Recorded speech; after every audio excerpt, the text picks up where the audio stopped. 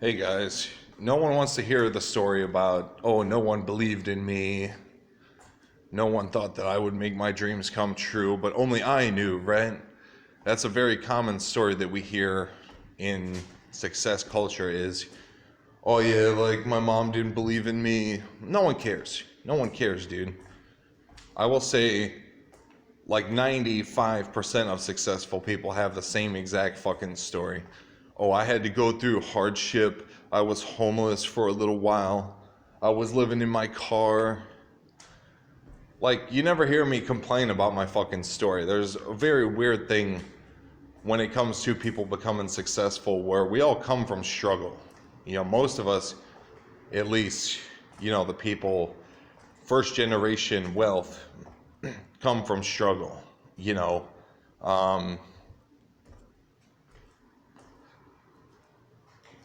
First generation wealth, we all come from struggle. We all have people that didn't believe in us. It was always rare to find someone who did believe in us. And it's the fact of, is that enough to deter you from pursuing your dreams?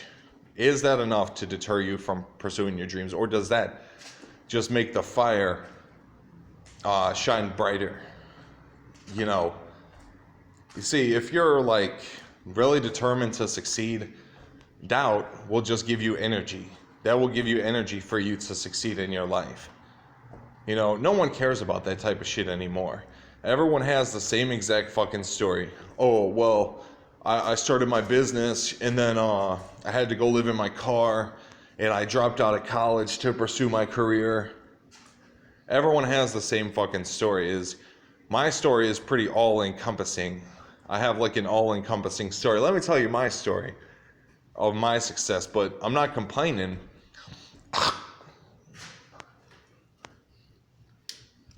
I'm not complaining about my success story. I'm just saying this is my success story. And you've seen parallels of this story all over the internet ever since the dawn of the internet. People have their success stories. Like, I got kicked out of the house at the age of 20. I had to go live in my car. By the time I was 21, I was fucking homeless. That's my story, is I became homeless like 7 or 8 times throughout the course of my 20s. I was living in my car, sleeping at the homeless shelter, blah, blah, blah. No one cares, guys. Oh, I slept on my friend's couch. I had to sleep on my friend's couch. I started my business out of my parents' garage. I went through financial struggles. I had to eat top ramen. I had to eat ramen noodles. I had to eat I was living off of government cheese.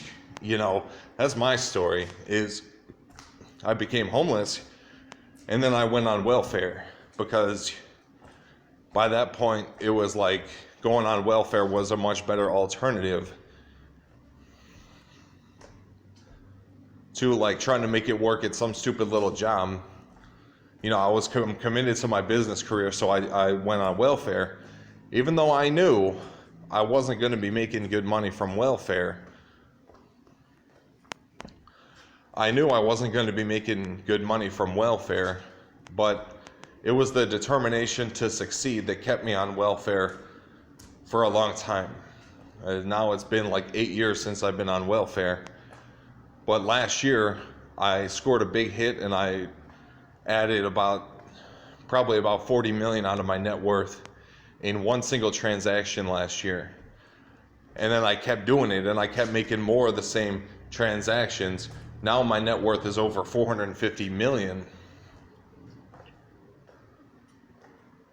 Now my net worth is over 450 million, and it seems like it happened overnight, but it was all a process. It was always a process going through like the mental aspect of success. Success is all mental, and I'm not talking about the law of attraction. It's like when you make a choice, how powerful it is to make a choice is very powerful. If if you can think back to when you were very young, when you decided who you were going to be in your life, what did you choose to be? Well, I chose to be a businessman. I've been devoted to business since I was 3 years old. And I'm still devoted to business even today. You know,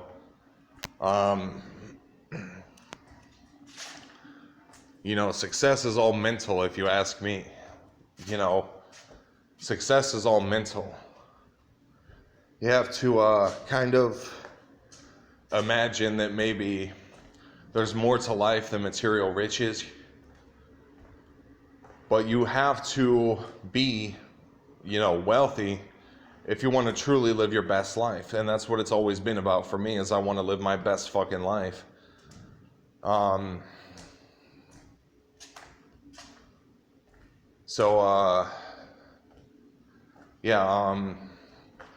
Everywhere I look, there's fucking haters. Everywhere is haters, because I was a class clown in junior high and high school. I was like the class clown type of kid. And now I look back today and I say to the people that I was a class clown, well, now you owe me money because I was your class clown, right? And that's literally kind of the way it works, is you put something in one side of society and then society pays you, right?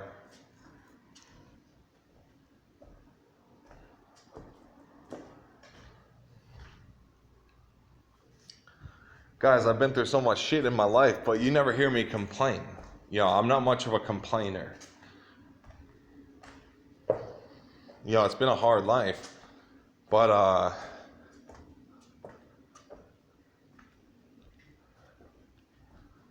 will put it to you this way, that by the time I was 25 years old, I had scored probably about $700,000 in net worth. And then overnight, between the age of 25 and till today, my business is now worth over $450 million. So, given the outcome, I don't complain. But it's about staying true to your convictions and who the fuck you said you were going to be. And if you can still be dedicated to entrepreneurship, for example, if you get a welfare check, and if you get Section 8 housing, and food stamps and all sorts of shit like that, if you can possibly fathom the amount of how little most people who are on welfare, how little they give a shit about their financial future, because they already have their money situation taken care of. But for me, this is not enough. Now I want to give back to the society that made me rich. And plus, being on welfare is a pretty stupid alternative to building your business. If you have $450 million worth of business assets, being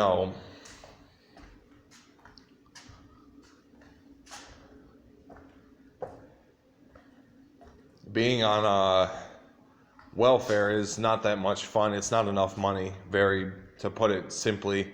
It's not enough money. I live off of $36 a week. After all my bills are paid, I get $36 a week. And I want more for my life, so I continue to build my business. But the point is, guys, is every entrepreneur, we all come from something. We all come from some sort of struggle. There's always some sort of backstory, some sort of gruesome, humiliative,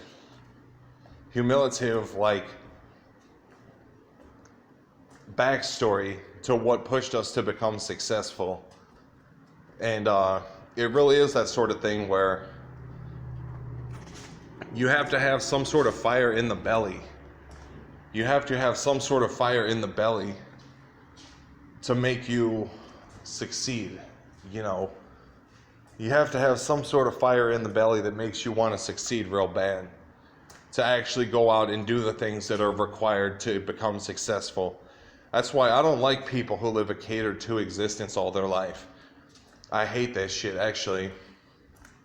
People that are catered to all their life. Because that was not my fucking backstory. My backstory was, I always had food on my plate. Okay, I always had my basic necessities, but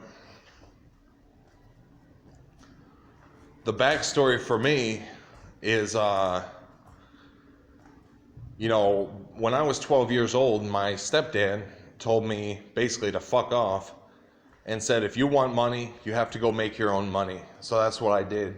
And that became a part of my grand destiny to be one of the richest people in the world at some point, or, to be one of the richest people of all time in this money economy where money is king above everything else. I will be one of the richest people in the world someday, if not the richest. And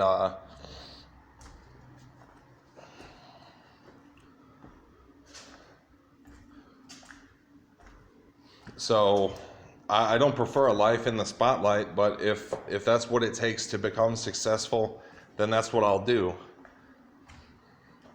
The doctors say that I'm insane for doing what I'm doing and for putting myself through so much bullshit to get to where I want to go in my life. The doctors call me insane. But if you think I'm insane now, wait till you see how crazy it fucking gets when I start to make a whole bunch of money and I just go around spending money. That's my goal. That's what I want to do in my life. I want to just build out my shit. I work for 12 hours a day and then spend 4 hours a day just living in utter luxury, in complete luxury. That's how I want to spend my life, is in complete luxury, But the stupid part is,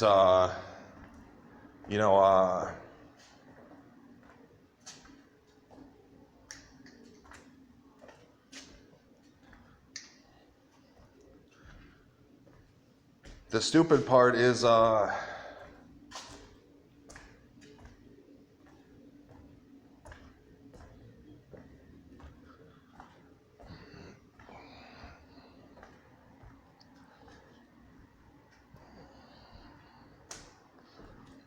there's nothing on earth that can satisfy my truest, cravings, I really want to go to heaven. I hear heaven's a really cool place. I had a dream about heaven the other day. It seemed like it was a really cool place to be, But seriously, guys, at the end of the day, everyone has the same fucking story, and money isn't everything. It just shows, how bad do you really want it? When you choose to go the extra mile, when you choose to sacrifice and make some serious compromises in your life, when you choose to go the extra mile, how bad do you really want it? I say there's not too much that this world can really do to me. There's not too much that this world can really do to me. It can be really shitty for a pretty long time, but it can't be super shitty forever. We have endorphins, we have an equilibrium, we have the power to make choices. We have the power to make choices, and my net worth proves that when you make a choice, the positive relay of circumstances that follow an affirmative choice, you get what you want in life. I think that's a major thing about life, is you always get what you want. Now me, I'm very happy with very little. I could be very happy with very little, but my thing is I can't work a job because I'm disabled, and if you think I'm doing fine now, well, when I don't get my medication, I go fucking psycho, I go crazy,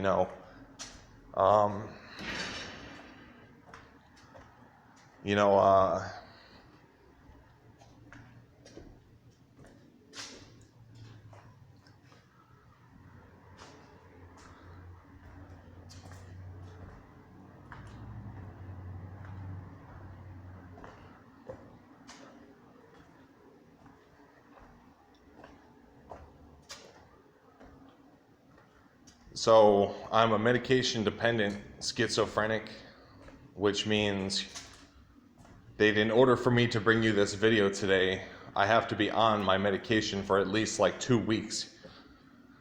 Because one simple hiccup or fumble in me getting my medication can fuck me over for like up to like a couple months, you know, and I'll be fucked up mentally for like a couple months, you know.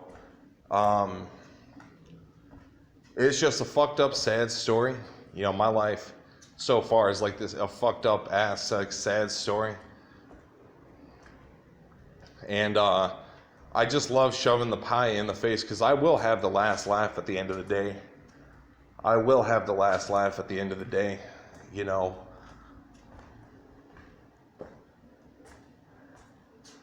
You know, I will have the last laugh at the end of the day. I'll be the richest man in the fucking world someday.